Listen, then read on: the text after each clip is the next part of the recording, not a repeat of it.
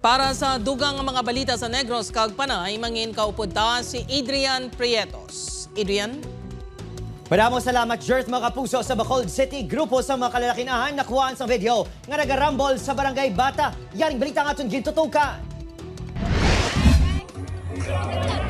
Sa sininga video, makita ang pagsitaanay. Isang lalaki nga nakaduag puting t-shirt kag nakaitong nga t-shirt. Matiun-tiun pa, nagtapungulay na ang duha tubtob mag-intra na ang ilang mga grupo. Kuwang video pasado las 3 sa kagahon sa Agosto 24. Kadungan ini isang top sanay festival sa Barangay Bata sa Bacolod City.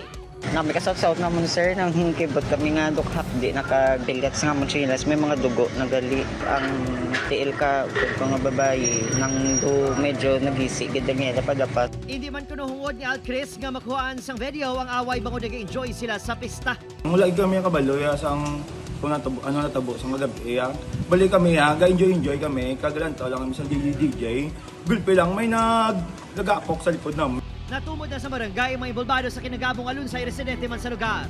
Kay mga hubog lang daw nagbungkuan na lang kasaot di kabalo ka kabataan daw mainit-init sa kuan bla mainit sa kaugalingon. Hindi minor bali mga may mga edad na. I-report sa kapulisan ng Tabo apang gin-refer ini sa barangay. Sayo na lang to sa barangay kasi referable sa barangay lang man ang insidente. Daw bisa no kanay lang kay tika gaulan daan to te gaginotok sila amo tong nagresulta. Wala man personal life. Bilang penalidad, igapaidalom sa community service ang mga ini. Ito muna, maupod sila sa mga klagger pangalog to. May klaggers kami. Kot-kot sang kalog. Manglilimpyo, community service. Ginpanuluan sa news team ang balay sa mga involbado apang wala sang may nagatubang sa amon.